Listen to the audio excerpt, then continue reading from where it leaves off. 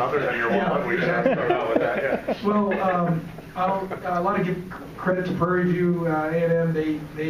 I knew coming in this was going to be a tough game. They play really hard. They're pesky, scrappy. They're well coached. They're better than their record. And I knew it was going to be a tough game. But I've said it. We're going to kind of live by our three-point shooting, and we're going to live by our defense. And if one of those two fails us, it's going to be hard for us. Now tonight, our shooting wasn't good, and it almost failed on us. But we were able to win the game out through defense, and we made a couple threes in the second half. We were 4 for 9 from 3 in the second half, and that's why we won the game through defense and our three-point shooting. But that's who we're going to be. We're going to defend, and which we've been really good. We had 7 3-stops in a row today. They had, we held to 37% from the field and 27 from 3, so we met our goals there. And we hit 4 of 9 from 3 the second half. But first half 0 for 8, and they shot 41% from the field. That's just, that's why we were down. And we're not going to show up and just out-talent anyone. That's not who we are. So that's just what we've got to do, and we're going to hang our hat on three-point shooting and defense. Did you sense before the game that there might be a shortage of energy? Well, I was forewarning our guys for all these games. I mean, even Wednesday I was concerned, because maybe there's not as much energy in the building, and because Thanksgiving, and we're going to have to generate our own energy from within, internally, and that's what we're going to have to do. And of course, as a coach, as a head coach, you get it. I see it a mile away and just know these games are so hard. And our young men are not robots. They're human beings, 18 and 22-year-olds who are, they're in college, and so you can forewarn, prep, say all you want, show videos, but that's just part of basketball, and you see it around the country where teams, beat teams that maybe that wasn't expected. However, I'd also tell you there's a lot of guys that are the parity is just so evenly spread out in college basketball. Besides maybe the top 8-9 teams in the country, I mean, anywhere between 30 and 250 in the country is pretty evenly spread out. There's not that much difference anymore. I mean, because you can win a national championship at any school, you can go to the NBA from any school, and you can be on TV from any school. So the days where you can only go to a certain group, not anymore, and that's why the talent is spread out so much, and that's why there's so much parity amongst college basketball. It seemed like James made a big difference off the bench for you tonight, and just with his defense and rebounding, that kind of changed a lot of shots, shut down their drives a lot. Yeah, he really affected the game with his defense. He's still got to get better some things offensively and just cleaning some things up there, but just his size, his rebounding, his pick and roll defense. He did a lot of good for us on the defensive end.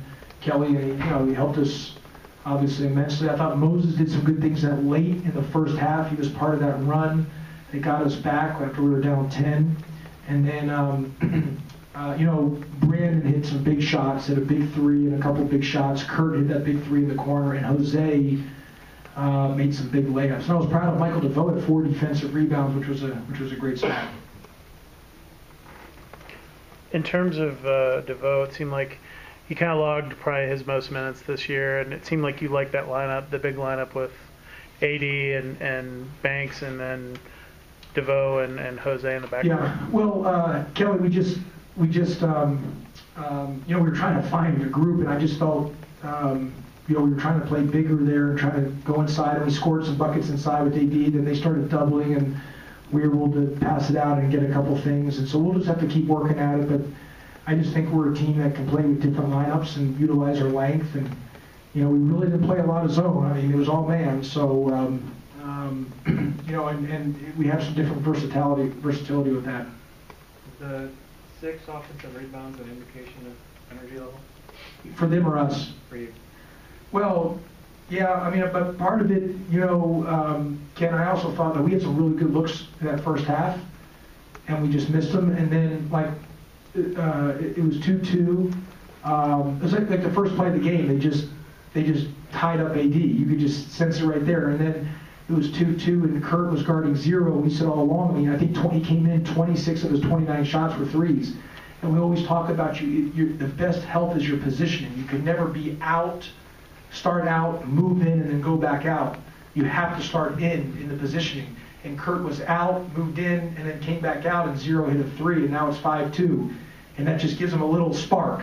And those things make a big difference. And so, you know, what saved us to be able to score in the first half, Ken, was our offensive rebounding. You know, we got some offensive rebounds. It was our best way to score because we weren't making shots.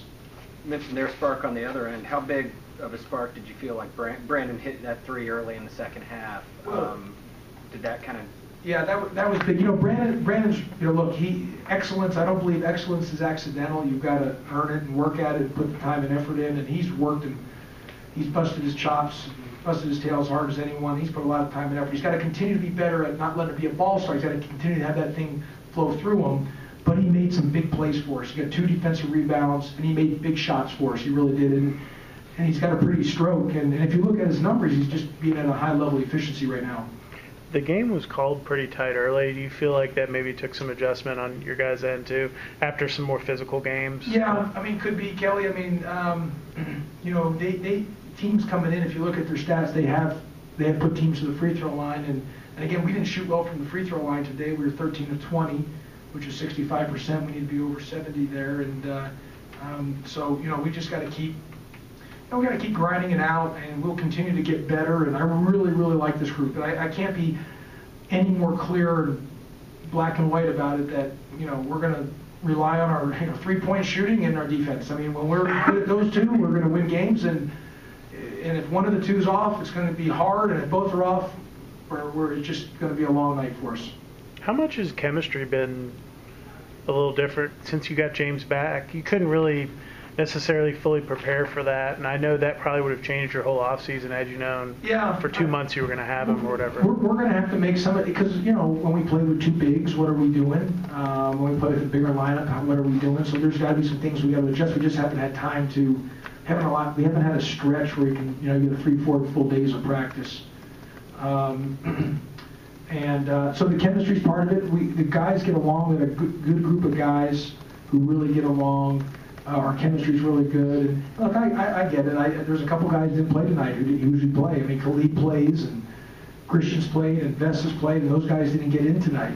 And I know that's not easier. Some guys maybe not get as many minutes as they had previously. So that's just part of being part of a team. There's going to be some highs and lows throughout, and mixing and matching, and you know, we just got to continue to kind of figure it out as we continue to move forward. Do you do anything different because you just have one game coming up with Northwestern? Well, we play Wednesday and Saturday. Oh yeah, that's right. You know, we play at, and we're off tomorrow, but we play Wednesday at Northwestern and Saturday in Miami versus St. John's. 2 really good teams, and we'll continue to get, you know, tested. And I've said we've got to try to, you know, to help move the needle. We got to win on the road too. We got to win some of these road games the best we can. Obviously, they're not easy. We all know how hard it is to win the road. You're going to have to really defend like crazy. To win on the road, you got to make some threes, but you got to be at a high level defensively. But you're going to have to make some threes. What did you say at halftime? You know, I didn't scream or yell at the guys. I just went through it. I mean, you know, went through some of the stats. Ken, we talked about some of the things we need to do about offensively, about how on the adjustment we needed to talk about guarding number 1 and 3. I thought they were, especially number 3, was getting to his left hand. And that was part of the scouting report, is not let him get there. And we had a couple breakdowns there. So we just went through it. It wasn't a screaming or yelling session. It was just, you know, telling them that these are our issues. And guys, I warned you. This is their biggest game of the year. This is their Super Bowl. This is a good team. You let them hang around, and all of a sudden you know, it's a ball game, and it's a dogfight, and that's what happened. Anything else for Coach? What did you guys do yesterday? Yeah. We practiced at 11:30, and then we served the homeless for veterans who were homeless. We served them a Thanksgiving meal. We had them come here. We served them a Thanksgiving meal. And then some of our leftover gear, we gave it to them, and they were just, you know, and then to bring it back to other homeless veterans. So we did that yesterday. It was great for our guys, team deal, great community service type thing. So it was good. I guess the last time you do that, huh? Was that? It's the last time you do that. No. It's, you know, I can't express it enough. 18 to 22-year-olds. There's, you know, you can tell them as much as you want that this is gonna be a hard game. You guys got to be ready to go. But like I said, there's going to be just some that's just part of coaching and part of maturing as a young group, and we'll continue to get better. But thank goodness we got the win, and we're sitting here 4-1, and better to be 4-1 than 3-2. Anything else? Okay. Thank you, Coach. All the Russell stuff, right? A lot of extra, yeah, all Russell stuff, yes.